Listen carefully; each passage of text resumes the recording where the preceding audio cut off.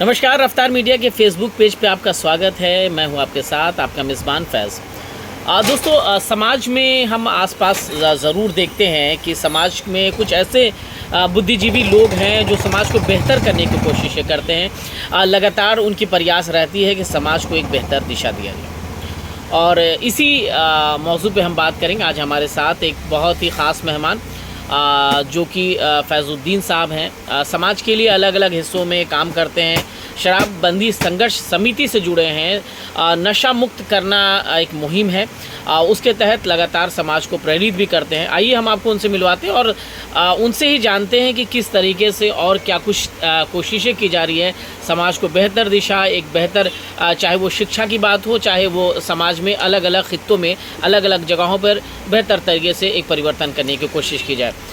तो फैज़ुद्दीन भाई साहब, आपका बहुत बहुत स्वागत है रफ्तार मीडिया के फेसबुक पेज पे। आपका भी स्वागत है कि आपने अपना कीमती समय निकाला।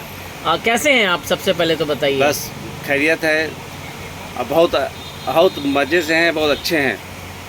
चलिए, बहुत अच्छी बात है। अच्छे हैं, लेकिन मैं अक्सर ये देखता हूँ आपको लगातार। मैं फेसबुक के ज़रिए, आपके पेज के ज़रिए मैं आपको देखता हूँ और ख़ास बात है कि मैं आपको फॉलो भी करता हूँ। और बेहतर तरीके से आप जो समाज को एक दिशा देने की कोशिश कर रहे हैं, चाहे वो शराबबंदी संघर्ष समिति की बात करें और चाहे कोरोना काल की बात करें, या तमाम अलग अलग ऐसे मुद्दे रहे हैं समाज को बेहतर करने के, उसमें आपने बेहतर प्रयास किया है। आगे चलकर क्या देखते हैं? समाज को किस तरीके से लगातार ये देखा जाता है कि बांटने की कोशिश की जाती है, समाज को एकजुट करने की किस तरह से प्रयास कर रहे हैं फैज़ुद्दीन साहब आप? देखिए, समाज को कोई कितना बांटने की कोशिश करेगा, लेकिन हम भारतवासी बांटने वाले नहीं, क्योंकि हमारे खून में ही एकजुटता है।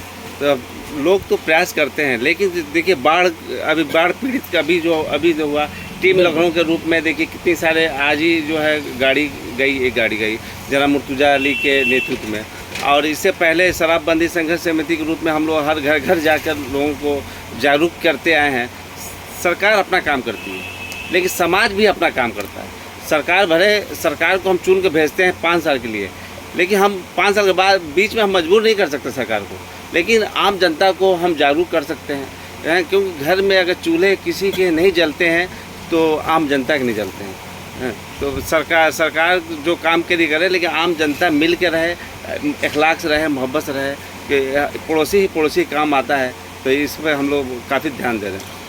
फैज़ुद्दीन साहब, जैसा कि आपने बताया कि पूर्वांचल की तरफ की बात करें तो पूर्वांचल में बाढ़ की बहुत समस्या रही। सरकार ने लाख दावे किए कि बाढ़ की समस्या से देश की जनता को, प्रदेश की जनता को दूर किया जाएगा, लेकिन फिर भी कहीं ना कहीं बाढ़ की समस्या हम देख रहे हैं। कई घर बेघर हुए हैं। तो उन बेघरों के लिए, जिनको घर नहीं है, आशियाना नहीं है और खाने पीने की दिक्कतें, हालांकि आपने जैसा कि आपने जिक्र किया कि टीम लखनऊ की तरफ से बाढ़ पीड़ितों की मदद की जा रही है, और लोगों को आगे बढ़ने के लिए और लोगों को किस तरह से जागरूक करेंगे, मदद किया जाए उन लोगों के लिए, बिना किसी भेदभाव, किसी धर्म के आड़ में नहीं आकर, बल्कि मदद के तौर पर देखा जाए, तो क्या संदेश देना चाहेंगे?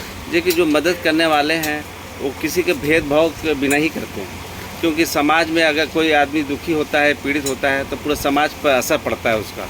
बाढ़ आता है, कोई आपदा आती है, तो किसी एक घर देख के नहीं आती वो, क्योंकि आपदा जो है किसी का, सबके साथ आती है। तो मिलजुल के हम लोग इस देश में जो भाईचारा है, मिलजुल के हम लोग एक पैगाम देना चाहते हैं इसी माध्यम से। देखिए, कोरोना काल में देखिए कि कितने लोग घर से निकले, एक दूसरे को काफ़ी मदद की।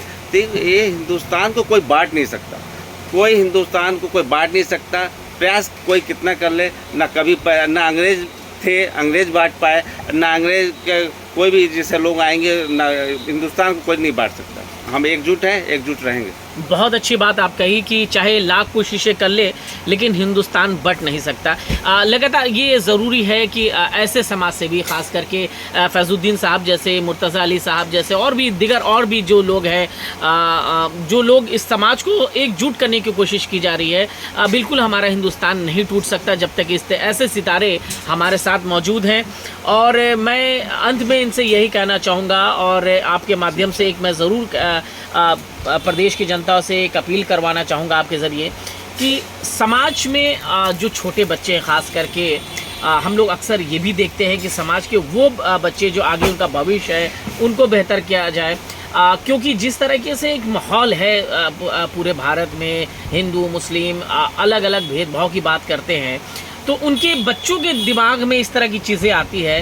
ख़ास करके हम न्यूज़ चैनल की बात करें, देखिए हमारी पत्रकारिता जगत में भी इस तरह की चीज़ें, एक तरह का प्रोपेगेंडा फैलाया जाता है, किस तरीके से डिबेट्स होते हैं, एक तरफ हिंदू होते हैं, एक तरफ मुस्लिम मौलानाओं को बैठाकर डिबेट किया जाता है। जब वो छोटे बच्चे उस तरह की वीडियोज़ देखते हैं तो उनकी मानसिकता में बदलाव दिखाता है। तो परिवार के लोगों को किस तरीके से इस चीज़ को ख़त्म करने की कोशिश की जाएगी, आप क्या देखिए, अगर समाज में परिवर्तन लाना है तो उसका सबसे शिक्षा से बड़ा कोई परिवर्तन नहीं है। हम शिक्षित बने।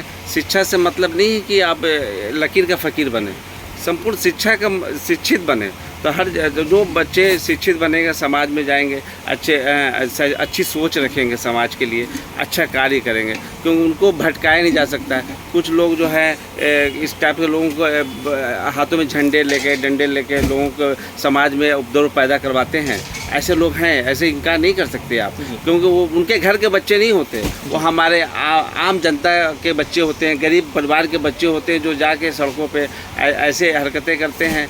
जो अशिक्षित, मेरे नज़र में अशिक्षित होते हैं, उनको सही मार्गदर्शन नहीं मिलता है।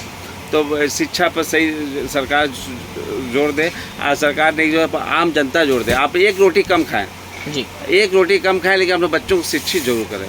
शिक्षा बहुत ज़रूरी है, इसी से समाज में परिवर्तन ला सकते हैं।